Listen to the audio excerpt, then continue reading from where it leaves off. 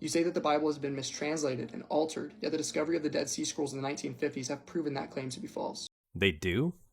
Neil Silberman, an archaeologist and historian, wrote about this in the Oxford Companion to Archaeology. Biblical manuscripts from Qumran, i.e. the Dead Sea Scrolls, which include at least fragments from every book of the Old Testament, except for the Book of Esther, provide a far older cross-section of scriptural tradition than that available to scholars before.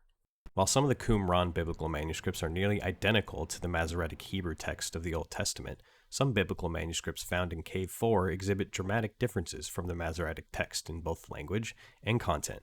For example, manuscripts of Exodus, Samuel, and Jeremiah.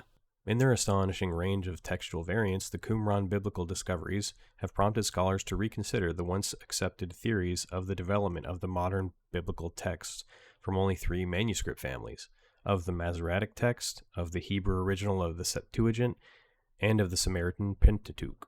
It is now becoming increasingly clear the Old Testament scripture was extremely fluid until its canonization around AD 100. Also, the Dead Sea Scrolls provide no evidence concerning New Testament mistranslations or alterations. New Testament scholar Bart Ehrman points out a lot of these in his book Misquoting Jesus. One significant alteration concerns the portrayal of women in the New Testament.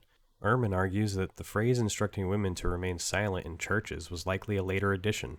This change reflects shifts in societal views on gender roles and the evolving Christian doctrine. He also questions the traditional understanding of the doctrine of the Trinity, suggesting that its origins are less clear-cut than widely believed.